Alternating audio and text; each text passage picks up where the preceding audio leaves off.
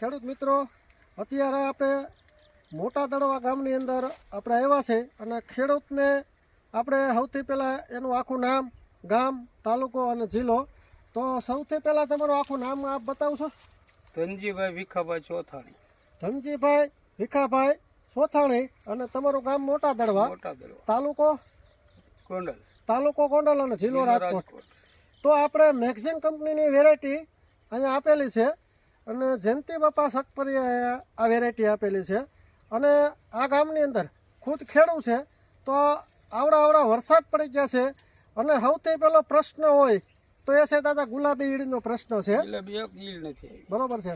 તો તમે આ મેગઝીન કંપનીની જે વેરાયટી વાવી છે એમાં તમારું કહેવાનું શું થાય છે આ વેરાયટી વિશેષ? વેરાયટી આવી તો કઈ થઈ જ નથી. આ 10 વર્ષ પહેલા મારે આવું થયું. દાદાનું કહેવાનું એવું છે કે જ્યારથી કપાસ એ વાવે છે ત્યારથી કે આવી વેરાયટી દાદાએ જોઈ નથી. આ બાજુ થોડાક આવતા રહ્યો અવાજ છે ને દાદાનો સંભળાય. કારણ કે આ દાદા એવું કહેવા માંગે. તો દાદા થોડોક તો તમારે મેગઝીન કંપનીની વેરાયટી વિશેષ તો થોડુંક તમારે કહેવું જોઈએ કે બીજા ખેડૂતોને જો આ વેરાયટી વાવી હોય. અમારી વેરાયટી તો આમ ગણો તો ખેડૂતોનું સોનું સમાન જ છે, પણ ખેડૂત જો સંદેશ આપે એ જ સૌથી મોટો સંદેશ છે.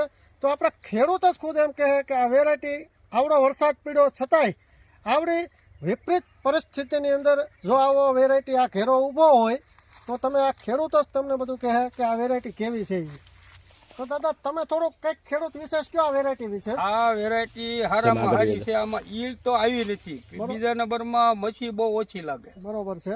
અને અત્યારે 200 થી 250 મણ કપા ઉતરી ગયો છે. હજી અત્યારે આમાં જો એટલા જીંડવા છે એટલે 1.5 મણ તો હજી પાકો એમ કે વધુ થાય તો ના નહીં અંદાજ હું એમ કહું. આ ખેડૂતનો કોઠાઉત છે અને એક ખેડૂતની ખાસિયત છે. તો આ ખેડૂતને નોંધ લીધા જેવી છે કે આ ખેડૂતે જે બતાવ્યું અત્યારે આપણે જોઈ શકો છો કે આ જે કપાસ આવડો થાય એટલે આ ખેડૂતે ડોકા લઈ લીધા છે. તો આપણા ઘણા ખરા કપાસની અંદર અમે જોયેલું છે કે એ કપા ઊંચો જ કરે જાય એનાથી કોઈ મતલબ હોતો નથી. હંમેશા કપાસની જે હાઈટ પૂરી થાય ત્યાં એનું ડોકું લેવાઈ જવું જોઈએ. મહત્વનો ટર્નિંગ પોઈન્ટ આ છે. તો આ તમે એમાં પણ જોઈ શકો છો. આ વેરાયટી વિશેષ તમે અત્યારે જો છત્રી થઈ ગઈ છે ઝીંડવાની. તમે જયંતિ બાપા ફરતું કરે બતાવી શકો છો ખેડૂને કે આની અંદર અત્યારે કેટલો માલ ભર્યો છે તમે જોઈ શકો છો.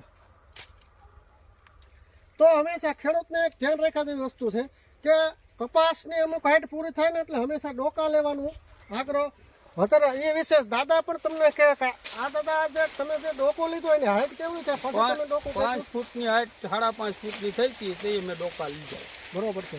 દાદાનું કહેવાનું છે 5.5 ફૂટની હાઈટ થાય એટલે હંમેશા કપાસનું ડોકું લેવામાં એટલા માટે. અને દાદા એક બીજી પણ અમારી ખાસિયત છે. તમે હમણાં જ કીધું કે હજી મેં આવી વેરાયટીનું છે એક બીજી કહેવાનું છે કે અમારી વેરાયટીની જે શાખા ઉપર તો જાય છે પણ તમને થોડુંક આડું ફૂટ એ બાબતે તમને કેવું લાગવું આ વેરાયટીમાં? બહુ સારું. બરોબર. બહુ સારું. 2 જાતિ જ વાવી છે આપણે. આપણે 3 વેરાયટી છે, ફ્રીડમ, ફાઇટર અને ફ્રન્ટિયર. એમાંથી મારા અંદાજ પ્રમાણે દાદાએ ફ્રન્ટિયર અને ફાઇટર વાવેલું હોય.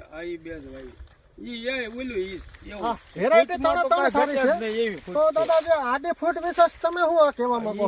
આ કપા હોવાય અને આ ખીલા મૂળ વાળી જાત છે. હા બરોબર. એટલે ઉતરતો નથી. હા બરોબર છે.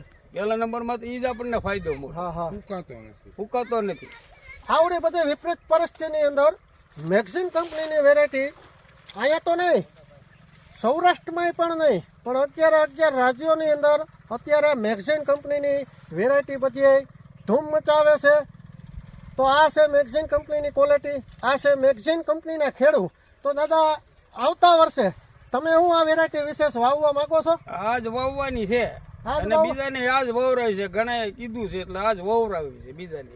તો બીજા ખેડૂતને પણ એમ કેવું છે કે જ્યાં મેગઝીન છે ને ત્યાં આજુબાજુમાં પણ મેગઝીન જ થવાનું છે. બીજા ખેડૂતોને પણ આ વેરાયટી સારી છે, મેગઝીનની ક્વોલિટી સારી છે અને મેગઝીનની વેરાયટી પણ સારી છે.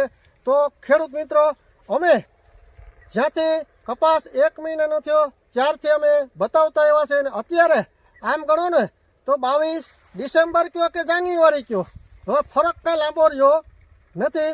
તો આ ડિસેમ્બર મહિનો કયો તો ભલે અને જાન્યુઆરી કયો તો આજ 22 ડિસેમ્બર તો થઈ ગયું છે. 8 દિવસ પછી જાન્યુઆરી મહિનો દાદા આવી જાય છે.